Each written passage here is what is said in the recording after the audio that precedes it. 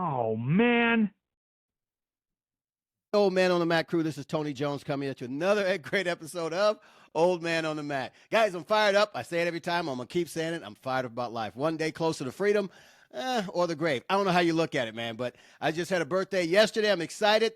As I was telling my buddy here, I'm 29. I'm 29, guys.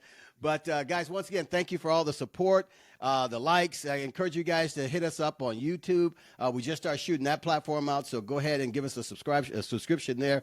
But, guys, I thank you all the great feedback. But I am so excited to have this guy over here. This guy is a brown belt in Brazilian Jiu Jitsu. More importantly, he's a United States Marine Corps vet. He served some time. He's done what he's done for his country, and I appreciate you guys for what you do. But with that, guys, I'm going to give you guys Daniel Nunez. How you doing, brother? Good, man. And again, I appreciate you having me on. Anytime, what a blessing it is, honestly. Just how people can come together through jiu-jitsu, honestly. And absolutely. Thank you again. Thank you for having me on. Hey, you're more than welcome, man. I'll tell you, man, I started this journey as, I've been divorced for, I think it was 5 years now. And I started doing all these little clips. It's going to be my journey. You see most ladies, when they break up with somebody, they're like, new me, new year, all this other stuff. But I was just like, I'm going to do my journey and all this other stuff. But, more I put out, I was like, you know what? I'm going to start a podcast talking to older guys. And when I say older, anybody over 20. You know what I mean? Out there trying to do things. And, and I got this platform going with Old Man on the Mat, and I got a chance to talk to some great people. And, with you guys, and I was telling you earlier, I've been talking to a lot of Marine vets and military guys. And I'm not in the military, never was, but I appreciate what you guys do. And I mean that. I don't say that lightly. I appreciate it. I couldn't step out there and take a bullet for somebody I don't know. You know what I mean? And that's what you guys do.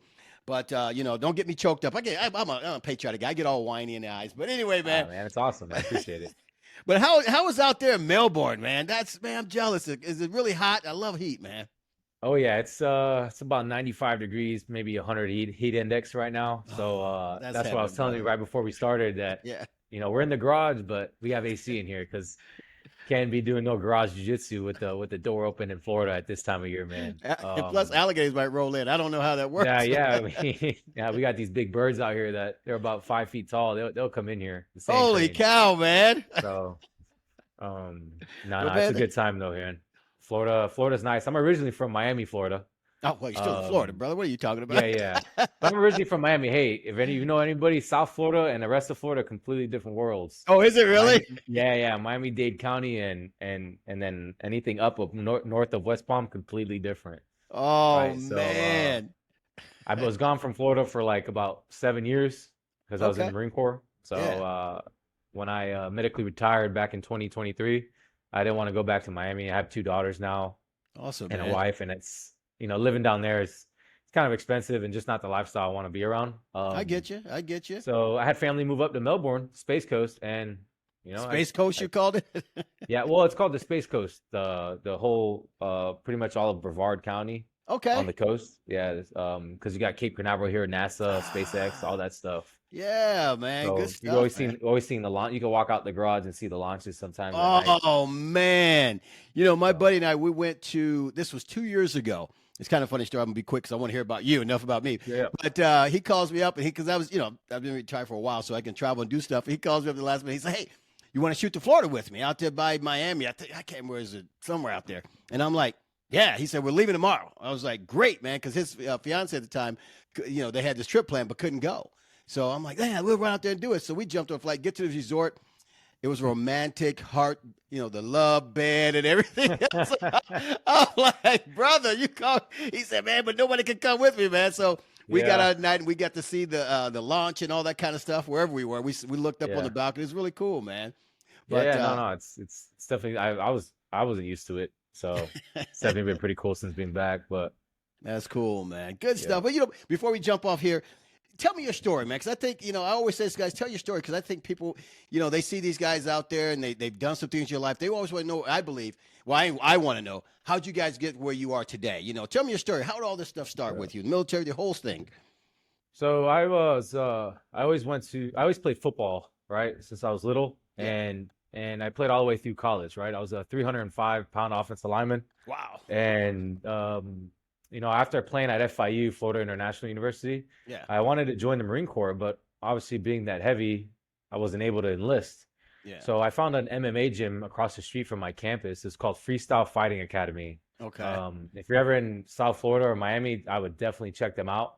The Avalon brothers, super professional, super welcoming, high level stuff. Awesome.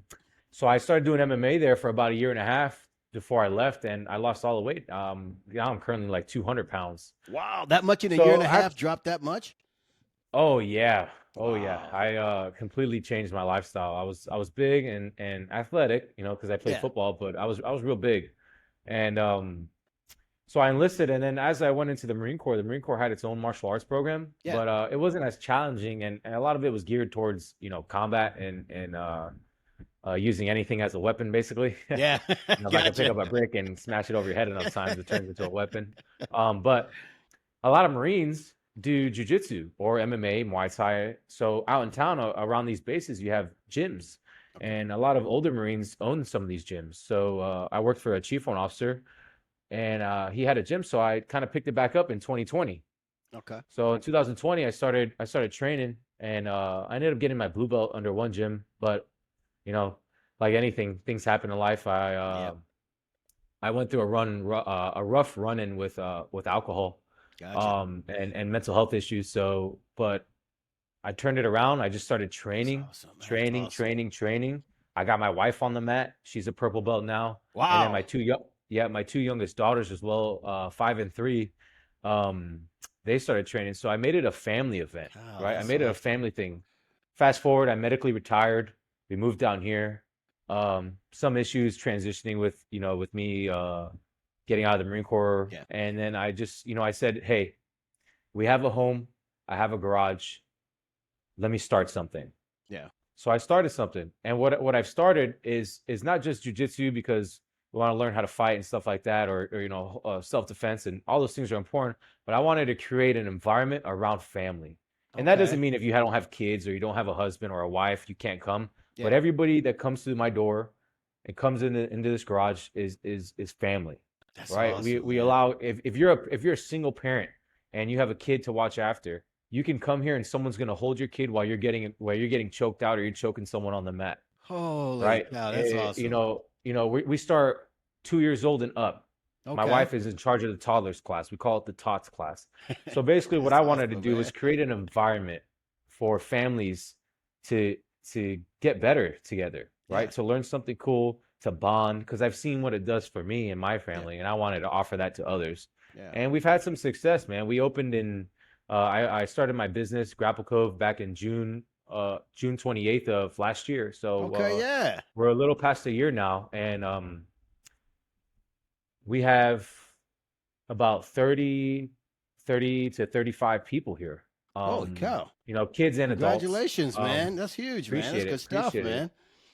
And it's truly been life-changing, right? Like, I love seeing adults and things like that, but what I love to see is the relationships being built. People that come here and they're like, I didn't really know anybody. I just moved here, and now they have friends. Yeah. And they have family, right? Like, next weekend we're doing a Grapple Cove Fun Day here in the backyard, huge water slide, jump house, slide action going on. So having all the kids and families come together, right? Again, creating a positive environment for people to feed off of and get better from, right? Create relationships. That's what I'm all about, and why I kind of created Grapple Cove. That's cool, man. Grapple Cove. I like that. What meaning behind that? Was there a meaning behind the name Grapple Cove, or? So obviously grapple, Yeah, well, of course, grapple, right? But the cove, right? If you look up the definition of a cove, it's an inlet that's protected, right? And so that's and it kind of protects from the big waves out in the ocean. Okay. So if you look at jujitsu is kind of arming you, right? Preparing you to handle life's waves. Okay. Right? Because you're going through a mental struggle, right? And you train, it ends up, it doesn't heal you, right? I'm not saying like, it's not professional help, but it could help you, right? Oh, it can help you lose weight physically, right? If you're lonely, it could build community. Yeah. Right. So it does all these things for people in different ways. Like it helped me with sobriety and being a veteran, my mental health, right? It helps a mom who just gave birth, feel good about herself, or not struggle alone with postpartum, right? And surround herself with other women in the women's classes we offer. It helps someone that was a victim of assault or any other type of traumatic event, overcome that. Yeah. So that's what my meaning behind the cove meant, right? A cove is an inlet, right? That's protected, right? From the harsh open seas. So that's kind of my viewpoint of what jiu-jitsu can do for you. It can help you mentally and physically sharpen yourself to deal with life's challenges that will come inevitably. That's awesome. And we're done here. We can stop now. That's all we need. That is cool, man. You know what? That makes a lot of sense, man. I've been in martial arts, and everyone knows since I was 8 years old, different types of martial arts, and got higher ranks in certain arts, going up the ranks. And I found Brazilian Jiu Jitsu maybe, what was it, 6 years ago, something like that. Okay. And like you said, it's a helpful environment. It really is a warm environment. And when I was going through my challenges in life, with the divorce and all that they became my family. You know what I mean? And, come on over, we're having a Christmas dinner. We're having this, we're having that. And it just became a family. So I see what you mean by Brazilian Jiu-Jitsu. And I've seen that in other arts, but I tell you, as you get older, I think I can appreciate Brazilian Jiu-Jitsu more than the other arts. In my opinion, not saying it's better than anybody else's gym or whatever it is. It's just where I am today. And that's really, really cool. Now, what is some of the hard things that you run into? The hard thing about, because you run everything out of your garage there, right? Yes. What's the hardest thing about running everything out of your garage and bringing people in there? Honestly, it's the one, giving out the address is always a tricky thing, right? But besides that, it would be the space, right? It is a garage, and we have it matted almost wall to wall. Yeah. But limited space. So, for example, I'm big on takedowns. Okay. So it's structuring classes where we can be safe but be able to push each other hard, right? So something like takedowns, do it in pairs, doing it in groups, really constraining like what we're working on. Yeah. That would be one of the challenges, and then obviously, like we talked about at the beginning of the episode, the heat. Making sure the AC is running right. The little fans we got to circulate the air, right? Keeping it nice and ventilated in here, without exposing us to the outside elements of the heat or rain that Florida brings so much of. So that's awesome, man. But it can be, running something out of your home, and you run it with your wife. I had a gym for 10 years in Kodokan Jiu Jitsu, did that for 10 years, my own gym and everything, had it with the wife. That's a hard thing to do with your spouse, man. It really is. How do you handle that relationship? Okay, on the mat, I'm going to be this way, or we're going to be this way. Off the mat, you're still, let's go hold hands and, skip through the park, or whatever you guys do, Yeah, my wife has been extremely supportive, and I thank her so much because, again, she does a lot of the little kids classes, and she is amazing with them, right? But to run it out of the home and run a business, like you said, like you've done in the past with your wife, I feel like it just takes open communication, right?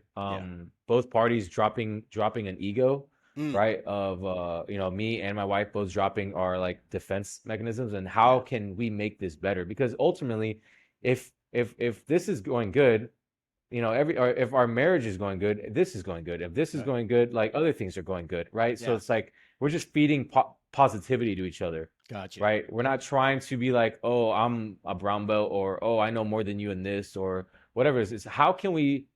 It boils down to what is the best for our students. Gotcha. Right? Gotcha. Yeah. Well, in the best interest of them. Is it you teaching? Is it me teaching? Is it your style of teaching, but me teaching it? Is it my style of teaching, but you teaching it? Okay. Right? Constantly just trying to get better. We're not set in our ways of like my way or the higher way or anything like that. And again, she's been extremely supportive ever since I said, hey, I'm thinking about doing this. She's been on board. And cool.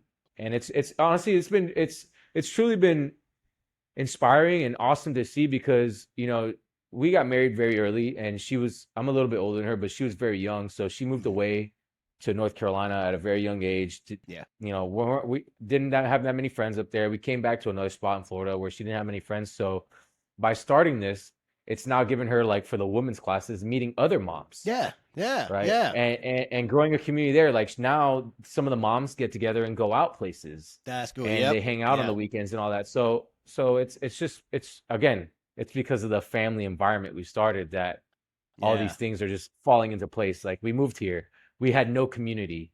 I started this and our community grew like it's jiu-jitsu every day now. Yeah. Right. Yeah. It's jiu-jitsu every day. And now we've even offered to open our home and do it for there's a church in the area that doesn't meet in a physical location because they don't have a set location yet. Yeah. On the off Sundays that they don't have church service, we come here and the men are in the mat room doing a Bible study and the women are in the living room doing a Bible study. That's awesome.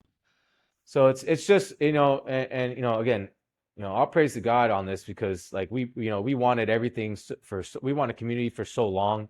Yeah. And now it's just all around jiu-jitsu. We would have never met any of these people if it wasn't for this jiu-jitsu. Yeah. So that's why I keep pushing it forward, man, of like just getting out there on social media, like where you found me and out in the community on Facebook groups or just around the area where we live, like just inviting people in and showing them what it can do for them and their lives. And possibly if they have families, right, spouses or children, what it could do for them as well. Man, that's powerful, man. Been a believer myself, and that's, even started to be a minister for years ago until God said, you know what, you can get into heaven, but you're not going to lead anybody. I know your past. No, I'm just joking. But that's funny, that's awesome what you guys are doing with your church. That's pretty cool, man. Opening your home for that, and that's just going to build even more and more and more, man. Now, you guys have a goal to have your own location outside of your gym, outside of your garage, or? Yes, sir. Yeah. So we're looking hopefully by the end of next year sometime that we can get at least into a studio around the area. Yeah. Obviously we wouldn't want to leave the area because all our people are here. Yeah. Yeah. So, with prices right now and things like that, it is, we're looking to make it affordable and make it a nice experience for everybody. Right, as we transition over into a studio. Yeah. So. Yeah. That's cool that you're not going to move out there because I've seen gyms where they find a better location somewhere else. And they do lose some of their people, but that's your bread and butter in essence, who you. And also what I've noticed is a lot of people kind of are digging that it's the garage and home style. Yeah. They're liking that it's private because another thing that I haven't brought up yet was when I first started Grapple Cove, it was only actually private lessons. Okay. There was no classes. There was no women's classes. There was nothing like that. Yeah. Right. Occasionally me and my wife did couples classes with other couples, right? That's something we offered. And even to this day, we still offer private lessons. That's awesome, right. And I started off with just privates, 1, 2, 3 guys, and then 4. And then my wife started getting a couple girls that wanted it. And then after a while, I was like, all right, like let's start the classes. But a lot of people liked that we were so private because a lot of times people go to gyms and they get really overwhelmed or intimidated by, the size of the guys in the room, the amount of people just in the room, right? Yeah. And no fault to the gym. That's absolutely. That's how it has to operate, right? Yeah. But a lot of people liked that we were on a very personal level with them and their development in jiu-jitsu, right? That it attracted more and more people. And now obviously we have classes almost every single day. Almost every single day. And but we still offer, because this is all I do. I still offer people to come throughout the day and hey, you want to do a private lesson at 6 a.m? Like I got a guy, an older gentleman, he works down the street, but lives like 30 minutes north, about 30 minutes north. Yeah. And he comes to me at 7 a.m. twice a week for a private lesson. Man. Right? Man, those early morning guys, man. I commend those guys. Yeah. I'm a midday kind of guy. Early mornings are rough with jiu-jitsu. Yeah. Go to work smelly and sore. That is true, man. That is true. They make memes about the guys that like to train out early in the morning. Oh yeah, I made a couple and put them out myself, and I'm like, oh man, but that's a different breed, man. And I see some of the guys early in the morning, they're just like energetic and fired up, and I'm like, how do you do that? I'm old. What's hard is training the night before, late night before, and then waking up and training early morning the next day. Oh man, oh my gosh, man, ouch. But you know what? I because before I started my travels, I told you before, I'm doing traveling now and, going to different places, just trying to see what's out there in life, And I used to train because I still train. Still, my home gym is Lake County Brazilian Jiu Jitsu, one of the best gyms out there. I give them props for everything, man. It's that environment we were just talking about, that friendly environment, that environment where it's run by Carlos and Patty Archula, husband and wife, both black belts, and they have other gyms that branched off from them also, but. Man, you go into the women are rolling with the guys, and the guys are with the women. There's no, excuse my French, there's no dicks in there. It's just guys. Yep. Everybody's nice, everybody, but they're beating the crap out of you, but they'll beat you up with a purpose, and I love that, man. Now, that's the best vibes right there. Like, you know, oh, my bad. I'm sorry. No, go ahead, man. Go ahead. Well, you said that's the best vibe. Go ahead. Oh, no. I'm saying that's the best right there. It's like you roll hard, but you roll smart, and you're not mean. Like you're not trying to hurt people and things like that, right? Yeah. Sometimes I feel like, people are two opposite sides of the spectrums where it's like it's too soft, there's no rolling, and then it's just pure chaos and injuries. Yeah. Right. Oh yeah. You gotta have some happy mediums, right? You gotta roll hard and smart though. That's literally how it is here, right? Yeah. I know for my wife, like you said about the woman rolling with men, my wife started in a woman's only class, and then she progressed to rolling with other men, and she no fear. I mean, a couple months back, I saw her. My wife's about 120 pounds. She was rolling with a guy that was like 260 pounds. Man, so, no fear. That's awesome, man. Yeah, no fear. So, and at the end of the day, that's really nice for me to see and to have to know that my wife can kind of take care of herself, right? Yeah, yeah. And then she's setting the example for my daughters. My daughters will come in and watch a class and watch their mom, show no fear and rolling with guys twice your size or 3 times your size. So setting that example. That's cool, man. But that's true, though. Kids watch what you do. I was the same way with my daughters. Yeah. My daughters are much older, but they can pick up a pistol. They own pistols. They can, drop you from across the room, do the whole thing, martial arts, the whole thing. And it was great. That's great that you have your kids in that, man. Well, let me ask you this. How do you, or what's your mindset on, as for women? We want women to be able to go out on the street, feel safe. If someone's going to attack them, they want to be able to protect themselves, get on, move on about their day and get home safely, right? So what's your mindset? How do you train? Let's say specifically, let's say your wife. With training with her, with not being the excuse my French again, the dickhead guy just pounding them into the ground because you got 100 pounds on them, you can be much, because physically men are stronger than women. There's some women out there who can, who are stronger than some men, but in general, how do you approach that? How do you approach that with, but you got to be tough on your wife to train her so she can protect herself, but not just keep smashing her and smashing her and smashing her. You know what I mean? It's got to be a happy medium somewhere in there. So it's all with that. It's all a mentality, right? They're not going to come in like that, right? Most women are not going to come in and be like, all right, grind it out tooth and nails right now, right? Yeah. But over time, I've actually noticed my wife or other women that have trained for a while, they get offended if you don't go hard with them. Yeah, right?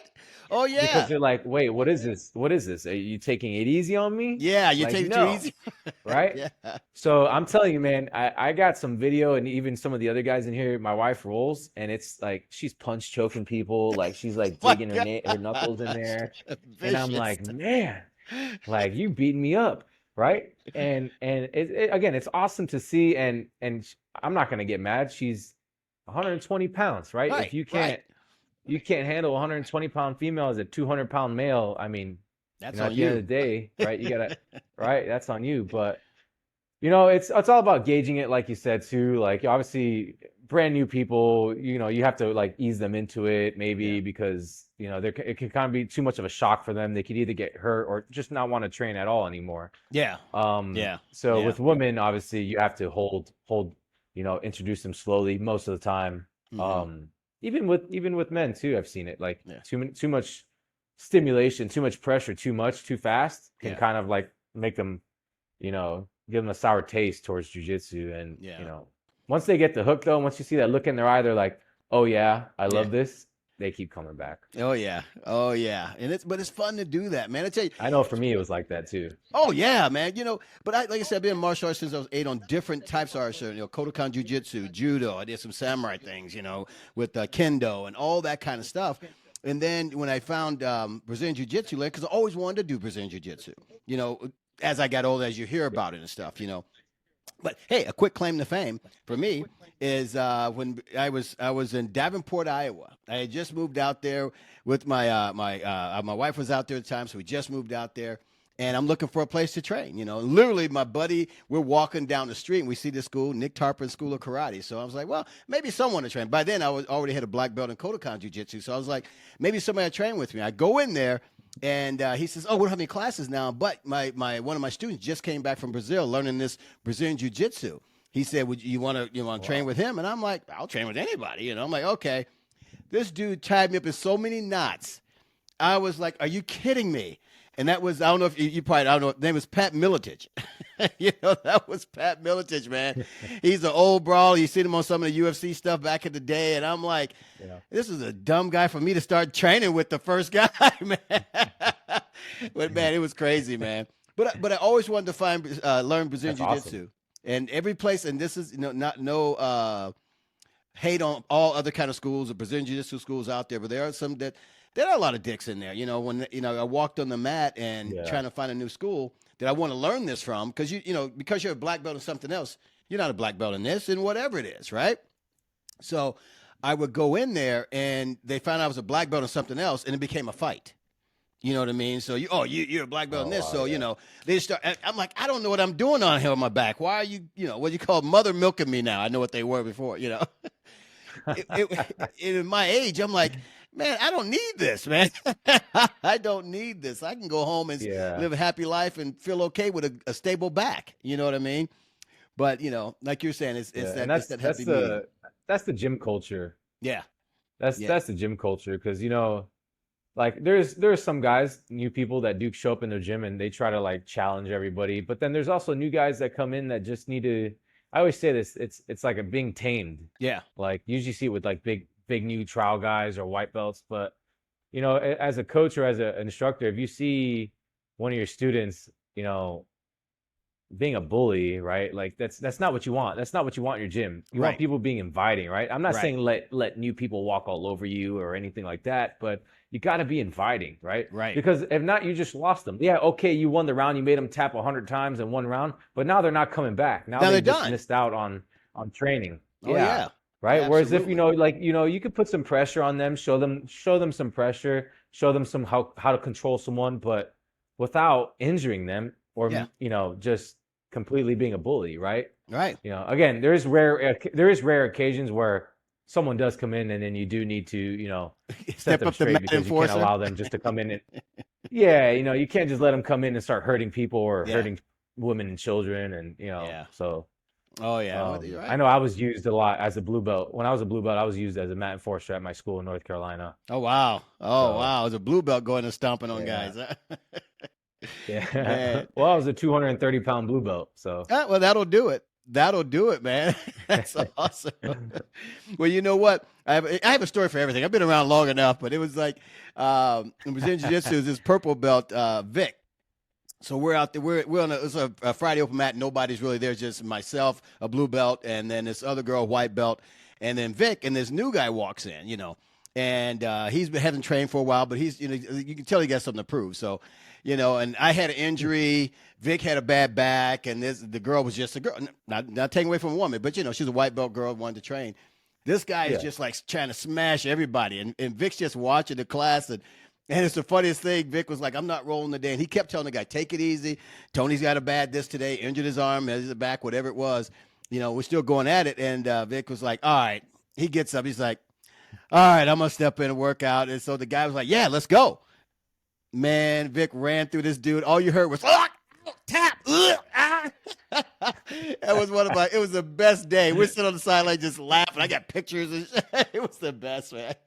So mat enforcers, they're needed.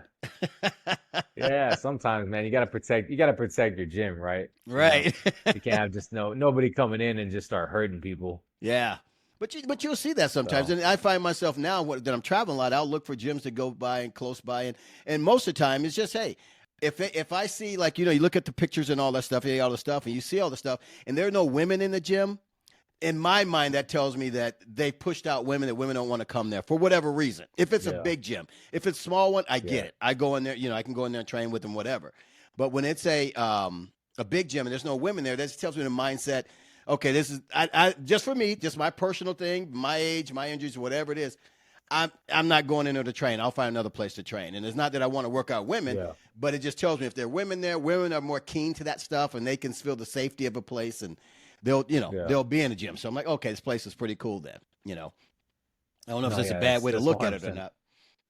No, that's smart. Honestly, and then you're not the only one. I've actually heard other people say similar things like that before. You can tell a lot by a gym if there's it's a welcoming environment, if there's women all over the mat like training with other men and like even older, a little bit teenagers maybe out there as well. Because I've been to some where it's just like, and I mean, don't get me wrong, I was a younger guy and athletic and big, so I can handle it, but I could see how showing up as someone that's on a weight loss journey or never did any sports growing up or just not very confident, like you're not going to want to show up there again, right? They're just basically what they're doing is like letting all the new people come be like bait for the sharks that are already there. Right. And that's not fair. I was actually talking to one of my guys the other day about that. I was like, some gyms you go to, like, they're like, oh, fresh meat. All right. Like, let's try like this leg lock series that we just learned on YouTube on you for, 30 straight minutes. And then you're walking out there with a limp. And then now you have to go to your 9-to-5 job with a limp because your knee's blown out. Exactly, man. That's crazy. That mindset, man. And as a coach, you like, I'd never accept that.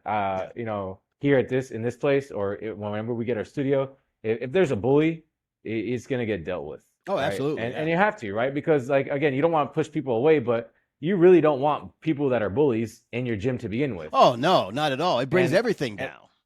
And a lot of these, because one, they're gonna hurt your people. Yeah. Yep. And now, okay, you want to look at it from a financial standpoint. Well, yeah. Now you're losing people because they're injured, and maybe they don't want to come back because you're allowing people like that to stay. Yep. So it's making you lose business, but really you're letting people get hurt over what? For someone to come in and be a bully? It's somebody's ego. It's just not acceptable in my eyes, right? Yeah. And you're right, man. Now that I'm in instructor mode, right? I still resort sometimes back to my mat enforcer days where it's like, hey, you need to calm down. Like, and I'm going to show you how to calm down. The instructor I'm going to hold you in bottom side control for 5 minutes. You're not getting up for 5 minutes until you burn some energy out. We'll tire you out right here for a little bit, right? Exactly. I can't have you, what's that WWE move that they like drop people straight on their head? Like, like I'm not going to have you be doing that in here. I'm not going to have you do that to Joe who has to go work on Monday morning 9 to 5. Exactly, and has a man. family of 4 to provide for. And the guy's out, so, you can't go to work. I understand. But that's a great mindset. How'd you get hurt, right? Yeah. I guess spear chucked into the ground, man, by a teenager, man. So like some 22-year-old man just picked me up and put me on my head. Now I can't move my head straight anymore. Right. But think about you see more older. You see so many older people coming onto the mat now, and you have been an instructor. You have to think about that stuff. You have to pay attention to some of these guys. Because a lot of guys are not out there some guys aren't even out there go through the belt ranks. They're just there to get an exercise, like you were saying, maybe lose weight. The belt will come, but they're just out there this is a hobby. I come once or twice a week, and I'm just here as a hobby. I don't need to have anything jacked up. That's crazy, man. Yeah, no, and what I like to do is because you're going to have a mix. Like you just said, you're going to have those old guys that are hobbyists, and you're going to have those young guys in their early 20s or teenagers that are wanting to roll hard and fast. Yeah. What you do is you teach people through situational rolling and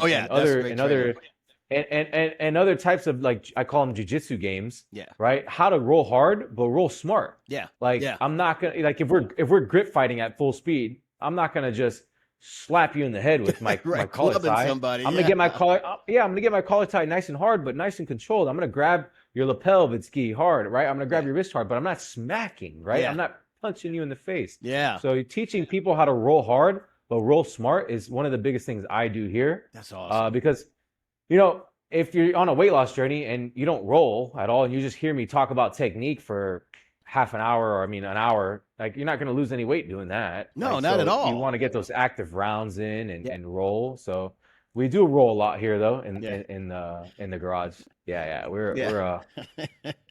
Our classes are an hour and a half, and a good solid hour and maybe hour to hour and 10 is live work. That's a good Yeah. class, Not man. not all regular rounds, No, not all but regular just doing rounds, things, right? yeah. But it's a lot of situationals and different things like that because I'm a big believer in learning how to apply things live. Yeah. Yeah. And that's Yeah, good stuff. yeah. That's what they do at Lake So, County Brazilian Jiu Jitsu.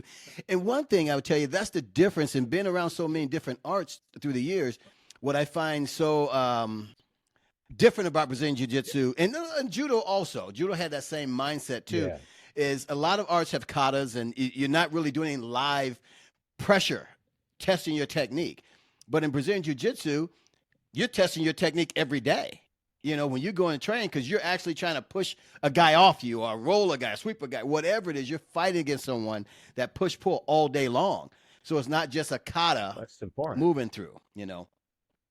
Well, that's super important. You bring up a great point, and I just one of the things I talk to my students about. It's like, yeah, okay, everybody's gonna learn an arm bar, everybody's gonna learn a triangle, everybody's gonna learn some of these things, right?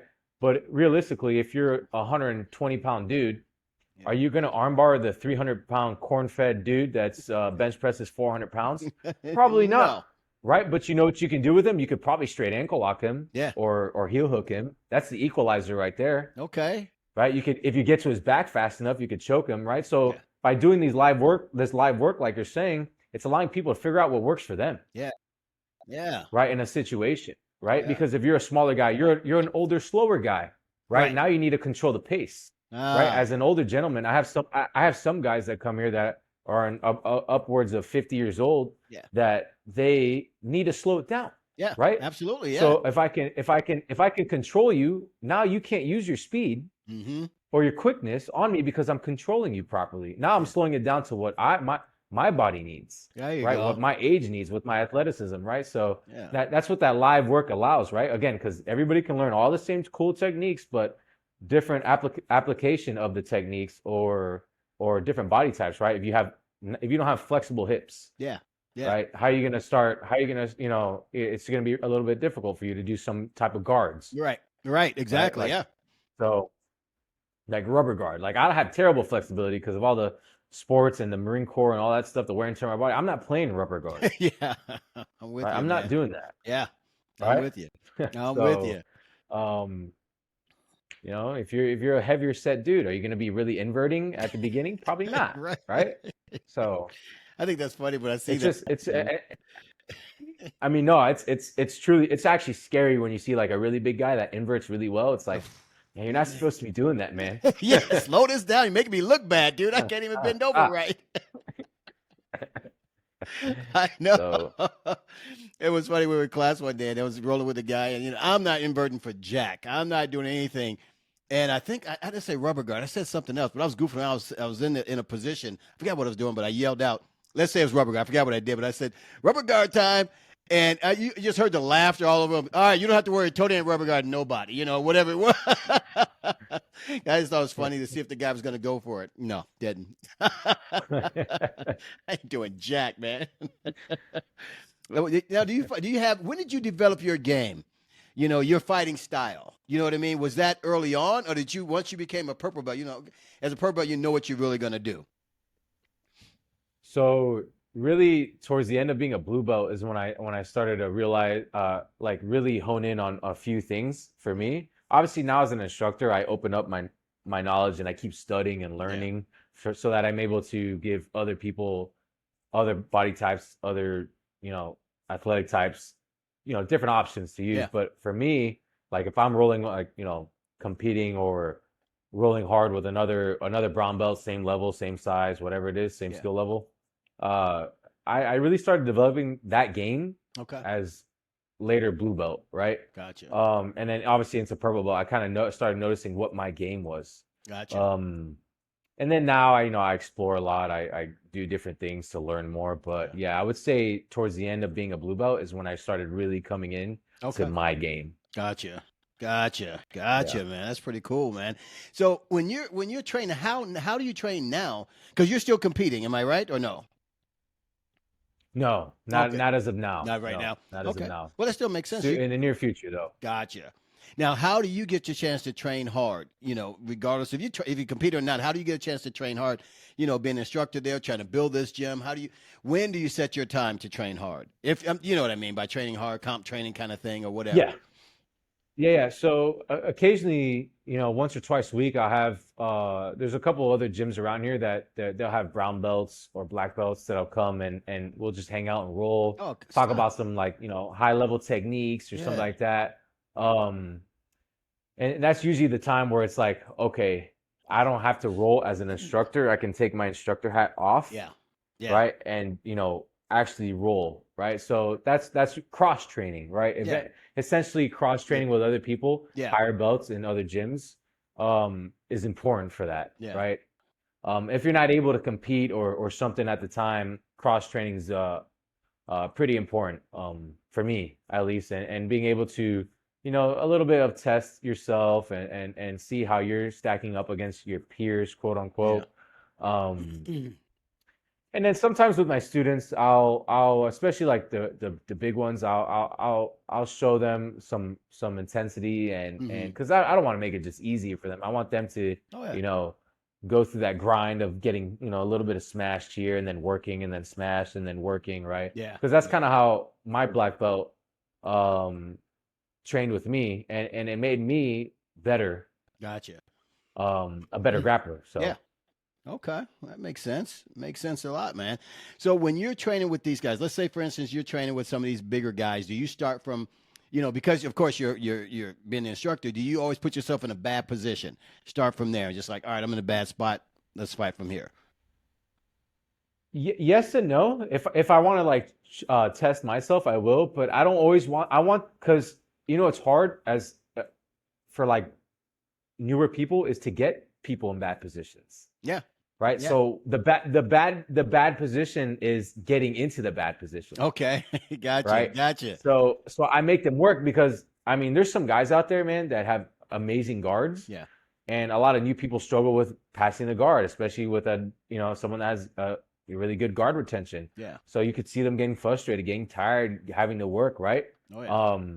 So working around that, I'll make them pass it or I'll make them retain it, right? That's just an example I'll use, right? And then like takedowns. Takedowns is another thing, right? I'll smartly. When you start doing takedowns, you have to go about it in a smart way, very obviously, smart, because man. you can get real hurt and that stuff. So usually with takedowns, I'll put a little bit more resistance on to one, preserve myself, and two, not let it get chaotic where people are just swinging everywhere and knees are buckling and all this other stuff. So.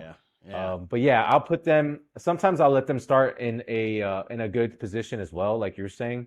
Start on mount or start on top side control, right? And working in these, and that's where I start using those situationals a lot of flipping top and bottom in the position, getting them used to that grind, of working out of that position or holding the position. Gotcha.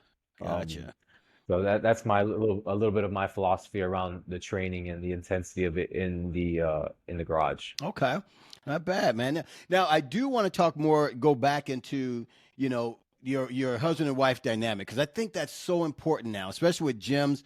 You're starting to see gyms pop up almost everywhere now. I'm starting to see a lot of that in my drive. Traveling everywhere, there's different gyms, and I am seeing a lot of couples doing gyms, and I think that's amazing. That's really cool.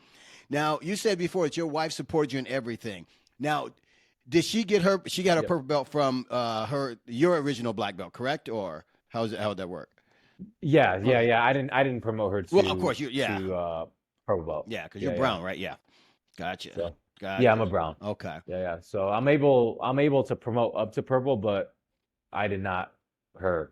Gotcha. Any reason why you didn't want to do that, or you guys? She was already there before you guys decided to. She was already a purple belt when you guys decided to open your place.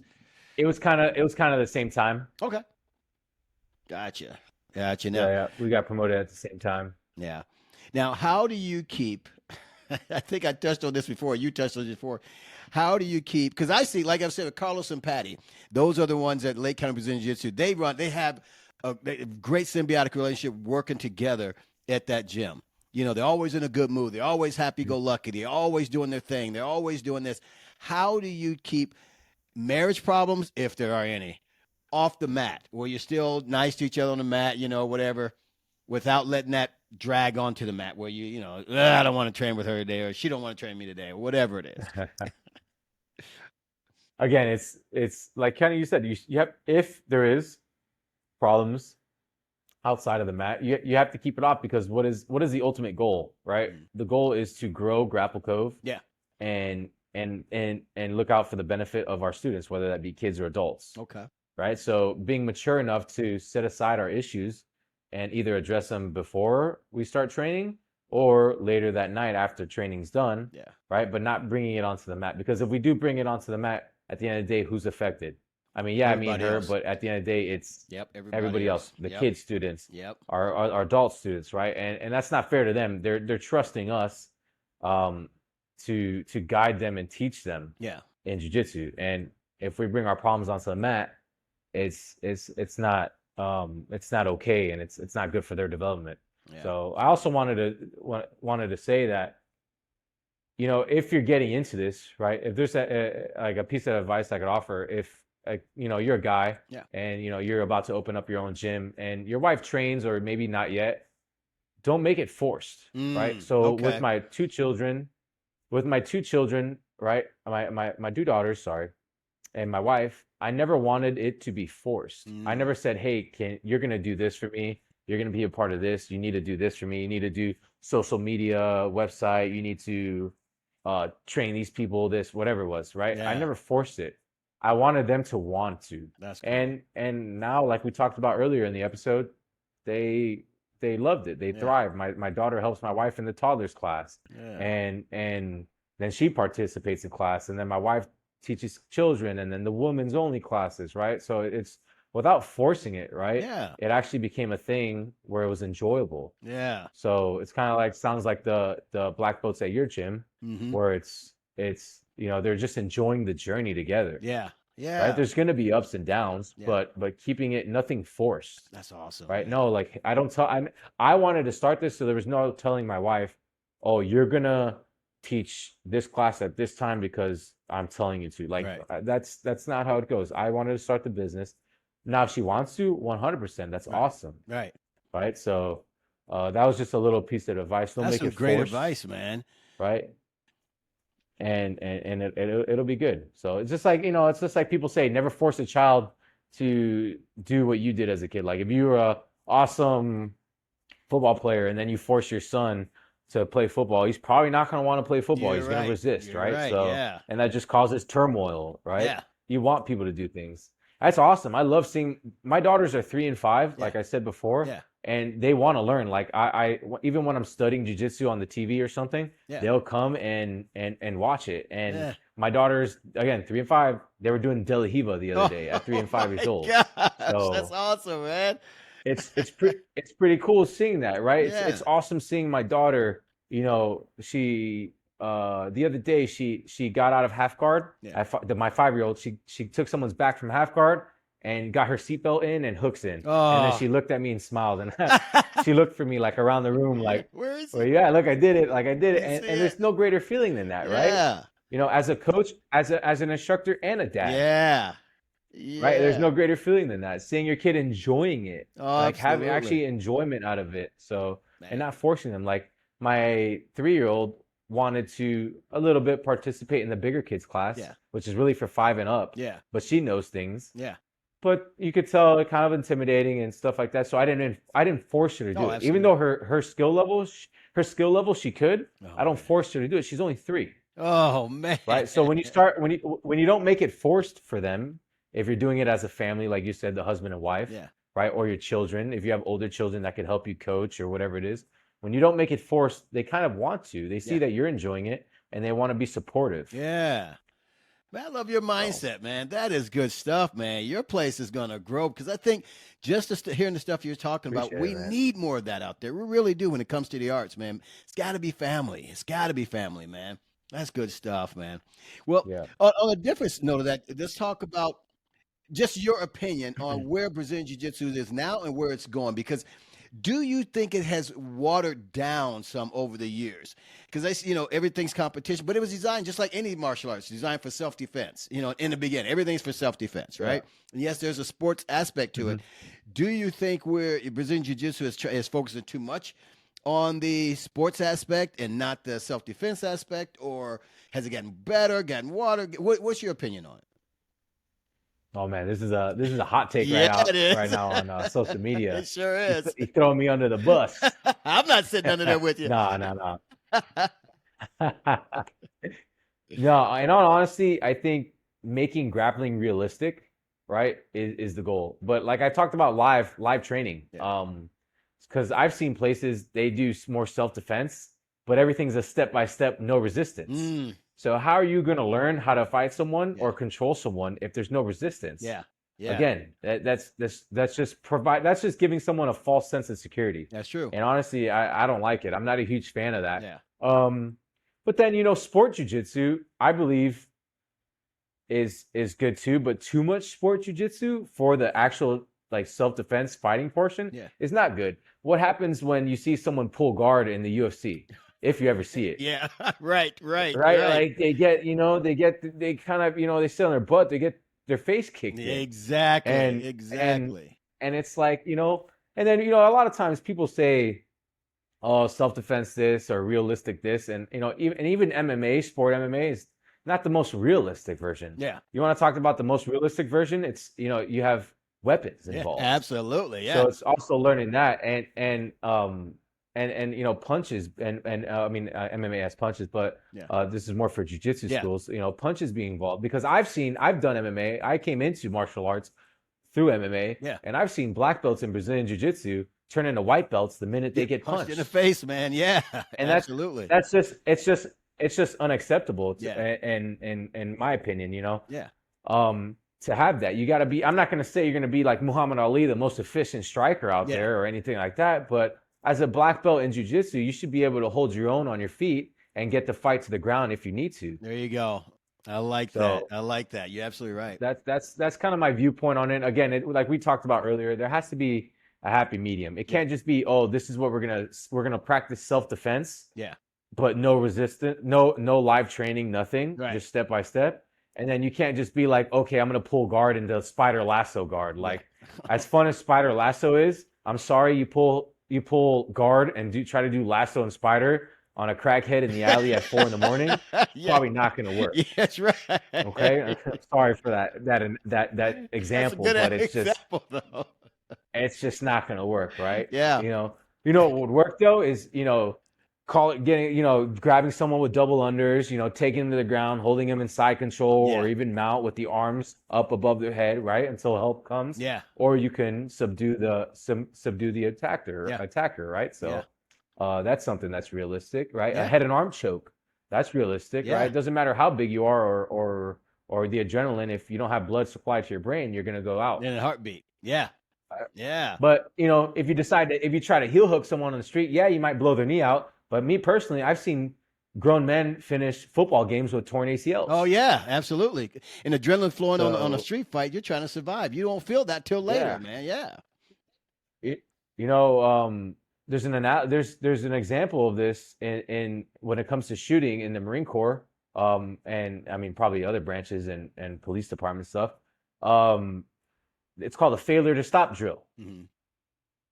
Right. I'm not sure if you know what that is. I think you said you're an avid shooter, right? I'm an avid shooter, yeah. You put one in the chest, and then 2 to the chest, and either one in the head or one in the pelvic region. Yep. Because if you hit the pelvic region, the body mechanically can't keep walking. Exactly. Right. Because if you hit them in the arm, the adrenaline is still going. Right. So it's the same thing with jiu-jitsu. If you pop someone's ankle in a street fight, they're probably not going to stop right away. Absolutely. They're probably going to keep going, right? So, sorry, I kind of ran off on a tangent. But I'm kind of passionate about it because I feel like a lot of people they sit there and they say, "Oh, we're empowering women and children and men in jiu-jitsu," but really you're just giving them unrealistic and false sense of security. Absolutely, I love that. No, roll on, man, because I tell you what, this is the real part of martial arts. The mindset, what we're trying to train for. Yes, great to be in a tournament, but that guy on the street, what are you going to do? You know, I was watching it. And another thing too. Oh, sorry. No. Go ahead, brother. Go ahead. This is you. What I was saying is, in an actual fight, you're gonna probably eat some punches. Yeah. So being prepared for that, and this goes in the example of what I'm saying of that no resistance self-defense training. Yeah. It's like, yeah, okay, you're gonna dodge my punch, but that's realistically, that's probably not gonna happen. Exactly. You're gonna eat the punch, and then you're able to close the distance. And then you're able to use your wrestling or jiu-jitsu. Oh yeah, absolutely. So, but most guys haven't really been a fight out there. You know what I mean? A real street fight. Because I love asking that question. I would ask back in the day, ask my students, how many of you guys been into a real fight? And you'd be surprised that out of all these grown men, how many hands didn't go up. They think most people think it's going to happen just like in class, but a street fight is chaotic. I was born and raised Southside Chicago. They're chaotic, man. It's just chaos, brother. It ain't fun. Your heart is pumping so fast. Exactly. I always tell people you gotta last and hold on for the first like 30 seconds to a minute. Yep. Or maybe even 2 minutes, and then after that, your training can start to really show. Oh yeah, but you gotta withstand that first rush. Yeah, that's that. I was just saying that first adrenaline rush. Yeah. Yeah, you're absolutely right, man. And it goes the same with shooting. Like you said, you're an avid shooter also. You understand guns and, what to do with them and stuff. And I go to take guys to ranges and stuff. And I like open ranges where it's not lanes. I like where it's open where you can set it up any kind of way you want. And it's surprising. These guys are great shots. And one instructor told me it was probably the best thing he ever said to me, about shooting, understanding shooting, that you may be the best person in this class, hitting it right down the center. You're going down like everything right down the center, dropping everything, fast everything. You can have 100% accuracy, but when you're on the street and the chaos hits, you're going to drop down way down to maybe 20%, 30%. Adrenaline. Somebody's shooting back at you, whatever it is. Your target's going to be up. Same thing as a fight. Most guys don't train to get punched in the face, but it's going to have, like you were saying earlier, you're going to get hit in the face, and what do you do after that? Yeah. Man, that's good stuff, man. Right. And that's why it's big. I'm a big believer in law enforcement getting involved in jiu-jitsu. Yeah. There's a good organization out there called Adopt a Cop. Oh yeah, I've heard of them. Yeah. Yeah. I try to I reached out to them, but I wasn't able to get the endorsement or anything because they need to have a physical address out there, like in public. Yeah. And unfortunately, we're still in the garage. So they told me though, whenever I do end up getting a physical location to start the process again with them, because and if for a cop, if they're able to control the situation, they don't have to resort to their lethal option. Right. Because now I can control you. Right. There's some times where the shooting is going to have to be justified and things are going to have to be used, but I'm a big believer in allowing requiring law enforcement to train as well, up to a certain point at least. They should. It's important. When their life's on the line, I think they literally life-saving. Yes. Yeah. And they should train everything from. I think they should be the best trained out there. But most of these guys, even when it comes to shooting, I go to places with some guys, and some of these officers, because they don't train as hard as the civilian does out there with training. They have certain requirements to qualify I don't know how often it is. I have two nephews that are police officers in Chicago, and they tell me that the requirement for shooting, most police officers can't even shoot well. You know what I mean? They just do the basic minimum. And I'm thinking, dude, why wouldn't you train all the time? Your life's on the line. You're the front line, man. Yep. That's crazy, man. And I've actually met many cops that actually train jiu-jitsu and train shooting like you do on their own time, because they kind of came to that realization that their life's on the line. Yeah. Right. Yeah. So, because they want to go home too, and I want to clarify, like, I'm saying all this about live training and getting punched in the face, but that doesn't mean jiu-jitsu, when you go to a school, it always has to be like that. Oh, no, I get what you're saying. Like, we're not trying to be CTE central here. Like, we're not just, hey, everybody line up and take a shot to the gut. Like, but, you have to at least expose yourself. If you're able-bodied and able-minded, expose yourself a little bit, and you should want to, right? To really, test yourself and see, hey, like, if something did go south, I would be able to at least, handle the situation. Right. And that's my biggest thing, right? Because again, I could show you all the cool things, and show you what to do and talk to you like this and all that. But if you don't train it live, there's no way you're going to do it live in a situation like you talked about, where that adrenaline is pumping like crazy and your efficiency goes down. Yeah. Drastically. But no, everyone understands what you're saying. I people are smart enough to realize that, every gym's not going to, well, you're not telling everyone to go to your gym. Come over here. We're going to beat the crap out of you. Yeah. We're going to test you. By all means, no. No, but at the end of the day, what I have it here is fun. Yeah. Well, you can tell with that. You need to have fun. Yeah. Why are you gonna be doing something or paying for something that you're not enjoying? Exactly. Right. Exactly. At the end of the day, because even if you sign up to try to be an MMA fighter, like, yes, it's brutal. The training's brutal, but you still signed up for it because you thought it was fun and you want to enjoy it. Yeah. It's not like you're becoming an MMA fighter to make billions of dollars. You might as well go invest or go start a business or something else to make that much money. Because I'm sorry, it's just in MMA or jiu-jitsu, being a pro jiu-jitsu competitor, you're not gonna get that money. So because you're ultimately doing it to enjoy it. Yeah, you're right. You're right. So, and I think that I see from being out there, I see that mindset is coming out more, that everyone's trying to just enjoy it. Because I don't want to call it down it's just a hobby. But it is. It's a fun hobby. You go and you train, you get in better shape, you learn how to defend yourself, you go home and play golf or whatever. You do other things. It's another form of hobby. And I think it's cool. People should do that, man. Yeah. Yeah, that mindset's there. Oh, yeah, 100%. Yeah. 100%. That's good stuff, man. Well, let me ask you another question. I know you got to get out of here, but I do want to ask you another question, too, that I like to ask guys. When it comes to jiu-jitsu, what is your feeling on strength training? And I ask that because, Brazilian Jiu Jitsu, when it was first, I won't say first, but when it came out and people were talking about it, it was the little guy being able to beat the bigger guy, right? But if if you're not strong, do you train strength training? Do you encourage everyone to train to get stronger? Oh, 100%. Okay, gotcha. 100%. For a couple of reasons. I mean, there's probably a lot more reasons, but injury prevention, it is proven to actually help you get injured less. Yeah. And I'm a big believer in strength is never a bad thing to have. Right. I mean, it's just not. Yeah. Right? At the end of the day, right? While you do want to be technical, because if you run into someone that's stronger than you or the same strength, you want to be technical. But if you're super strong, use it. I tell my guys, for some reason, I attract really big guys that come train here. Yeah.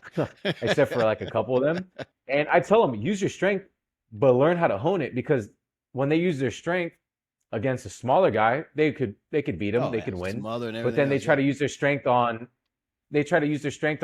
someone that's almost just as strong, but more advanced than they are. Now their strength starts to coming down as more equals, right? If not lower level, right? Yeah. And so that's why. But being strong is never a weakness. It's the best. It's one of the best things to have for jiu-jitsu. Yeah. Right. So I'm a big believer in strength training, but not overdoing it, because you could hurt yourself. I've been there, not being smart and overdoing it in the weight room and then on the mats is just a recipe for disaster. So going about it in a well-calculated manner could definitely help out. But yes, I am a big believer in strength training for jiu-jitsu. And I feel like jiu-jitsu is one of the last sports to kind of adopt that. People are still saying like, oh, you don't need to lift. You don't need to lift. But I mean, all other sports do. I mean, I played college football, and it's literally crazy the amount of weight we added on, or strength we added on over just one summer because of the intensity of our lifts. Yeah. You see any of these Olympic athletes, they're lifting. Gotcha. Wrestlers lift. Wrestlers are monsters, man. So, yeah. So these Olympic wrestlers, they lift. Yeah. So, I've never been a big fan of people saying, "Oh, like, I know you don't need to lift." Like, no, you should lift. You should lift. If you can, you should. I like that. And if you can't, you should try to find the lift. You should try to find the time to lift if you don't lift already. That's smart. That's cool, man. Yeah, same mindset. I believe in getting stronger and trying, especially when you get older, you lose your muscle strength, so you want to get stronger. Speaking from that. I mean, even outside of jiu-jitsu, health-wise, it's amazing the strength training. Yeah. So, as you age, it helps you. Yeah. And it helps you be more independent as you age, and it helps you maintain muscle mass, and I think they say even bone density. Yep. So I'm a big believer in strength training. That's awesome, man. Man, I'm telling you, this has been fun, man. I normally don't talk this much on the podcast, but just your conversation. I like to listen, but man, this has been good stuff, man. But hey, before we get you out of here, man, tell everyone how they can find you, man. All your stats, where you are, all your specs, all the stuff. So we're in West Melbourne, Florida. Again, like I said, the Space Coast. Instagram is Grapple Cove, at Grapple Cove. You can also go to grapplecove.com. Our information is on there as well.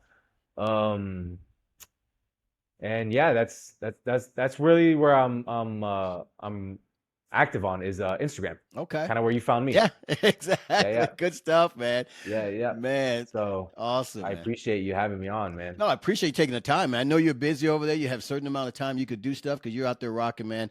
Appreciate all the stuff. Thanks for putting a lot of fun on my face today. Enjoying the conversation, man. I love it, man. But brother, we're gonna get back. We're gonna do some more, guys. We're gonna do this again. I really want to have you on again. We can talk about get you big place, and if I'm out. How far is Melbourne from Key West? Oof, Key West. It's about 8 hours. Oh, okay. Because I like to go to Key West every now and then. So I think 6 to 8 hours, because man, even from Miami, Key West is 4 hours. Oh. Yeah, so I guess I won't be stopped. Well, if I'm in your area, I definitely step in there, go peek around your garage, and let you guys choke me out, We're about 45-50 minutes east of Orlando. Okay. Nice, man. Nice, brother. Yeah. But hey, man, I appreciate you so much, Daniel. I'm telling you, man, you're the man, you're the myth, the living legend himself. I appreciate you, brother. So with that, you take care of yourself. Appreciate you having me here. Hey, you're more than welcome. Thanks for coming on. We'll talk soon, brother. All right. All right. Take care. Bye. Bye-bye.